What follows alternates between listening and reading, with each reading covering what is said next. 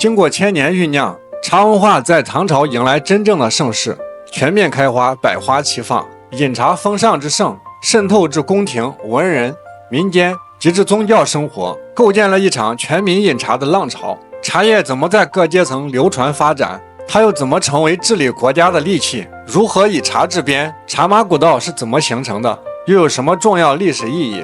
欢迎收看本期节目《饮茶思源2》。唐玄宗李隆基为彰显皇恩浩荡，常在宴请重臣于外史时设赐茶宴，以茶代酒，礼而不奢，雅而不俗。传说杨贵妃尤爱龙团胜雪茶，为她专设茶坊，由专人负责供茶的采制、煮饮，其香气可飘3里，水色若晨雾初开。在宫廷之中，茶不仅作为饮品，更是一种政治仪式。如果说皇帝让茶拥有了身份，那么文人们则让茶升华成了精神象征。唐代文人嗜茶成癖，仅《全唐诗》就收录了100多位诗人的400余首茶诗。白居易山泉煎茶有怀，坐酌冷冷水，看间瑟瑟尘。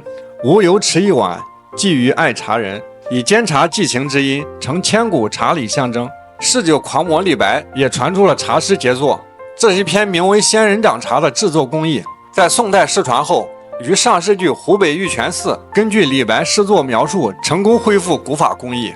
由于受教育权被贵族垄断，文人群体天然带有精英光环，通过科举或诸侯门客制度进入权力体系，其审美取向直接影响官方文化指导。通过学问、权力、文化定义、社会追随的闭环，将知识资本转化为流行符号。文人聚会以汉代诸侯宾客切磋，到唐代曲水流觞，成为高端社交场合。其吟诗作赋、品茶论画的行为被民间效仿，推动诗词、茶艺等生活方式普及。文人饮茶不仅为怡情雅趣，更赋予了它文化内涵和精神追求。茶在宗教的发展那就更早了。前文提到种茶始祖吴理真，道教中人；茶圣陆羽，儒家学士；五台山僧人以茶供奉文殊菩萨；敦煌壁画劳度叉斗圣变，描述信众献茶场景。唐代鉴真东渡携茶种至日本，茶叶随佛教传入朝鲜半岛，奠定日韩茶道宗教美学基础。经茶马古道输送茶叶至藏区寺院，成为藏传佛教纽带。被尊为赵州古佛的赵州禅师吃茶去，使一碗茶成为物我道的统一体。饮茶即禅修，茶禅一味。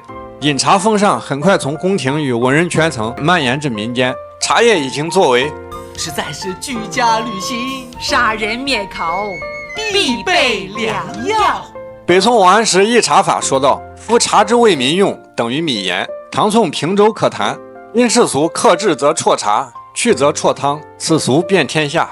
什么官属茶园，什么私人地主茶园，什么寺庙茶园，什么小农自营茶园，数以万计的茶叶产出流出市场。当茶叶成为全民刚需，官府自然不愿错过这块大蛋糕。建中元年（公元780年），为推动茶产业专业化、商品化发展，茶、酒等民生商品纳入征税，开启了11税制度，也就是10%的税率，后来涨到15%。要求按产量或贩运量征收，在茶产地设茶司、市舶司、盐茶使等机构征税，严禁私自贩卖，实行定点售茶，商贩渠池凭证运输茶叶，以防逃税。一系列措施的成功实施，使唐朝时期茶叶税占中央财政总收入约15%，成为唐朝除盐税和铁税之外的第3大税源，体现出了茶在国家治理上的政治属性。另外，在边疆稳定和国际交往的维度，同样发挥着无可比拟的作用。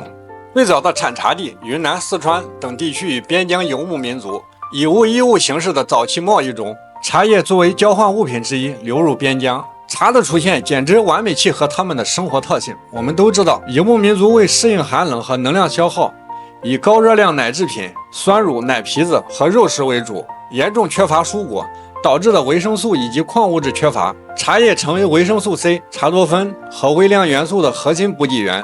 高脂肪饮食易引发消化不良和血脂问题。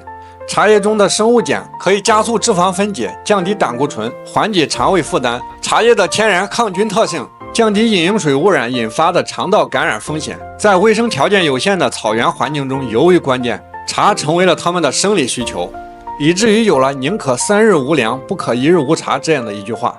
游牧民族的生存地点决定了他们不产茶，又不产茶，日常生活中又顿顿离不开肉，茶叶自然而然成为了边关贸易的主旋律。唐宋时期对茶叶的管控开始发挥其对边疆维稳的政治意义。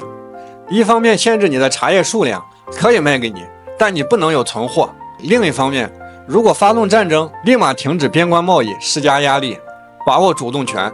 茶叶成为生存资源与政治忠诚的交换媒介，通过经济共生实现边疆长治久安。对内规定，边民只准与官府交易茶叶，违者处死刑或流放3000里，官员失茶同罪。明代推行金牌信服制度，规定藏族部落凭金牌定额交易，切断饮茶渠道。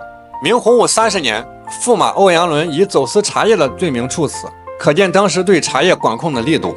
而中原地区缺少优良战马，以应对北方少数民族的威胁，宋朝首创茶马司，在边关开通茶马互市，就是以内地的茶叶换取关外游牧民族的战马，挽回颓势。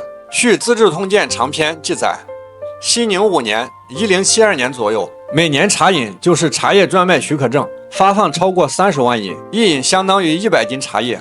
随茶和马的质量波动，茶换马的比例也各不相同。这种政策的效果还是相当显著，一直被后人沿用。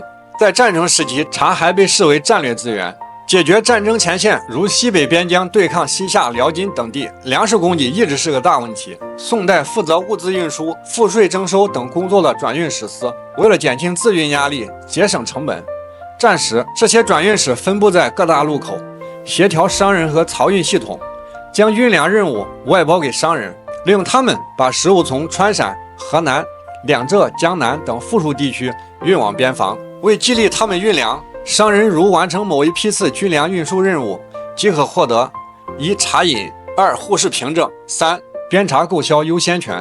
凭这些茶饮，可从官府茶厂购得官茶，原本是官府专卖，转手高价卖给民众，利润相当可观。当然，如果想赚得更多，也可以带上茶叶进入边市，在边市上摆摊卖钱。在边茶购销优先权的加持下，利润更高。如果你上有80老母，下有黄口小儿，本着能多赚1毛就不赚他9分的态度，没问题，那可以继续折腾。还有茶马司颁发的互市凭证，还是在边市上持证上岗，以茶一马或交换毛皮等其他内地稀缺物资，换完带回内地再卖。茶马互市的利润保证各大商人赚得盆满钵满。随着茶马交易的发展，以川藏线、滇藏线、陕甘青线为主的茶马古道逐渐形成并持续繁荣，延续1000余年。它与丝绸之路南北呼应，形成互补的交通网络，是连接中原与青藏高原，推动汉、藏、羌、回、白、纳西等民族融合与多元文明互动的重要通道，具有深远的政治、经济和文化意义。唐朝让茶从一种植物退化为文化符号、政治工具和商业媒介。下一期我们继续讲述茶如何一步步走出国门，如何影响日韩走向西方，又如何在近代沦为危机的导火索。下期节目再见，谢谢。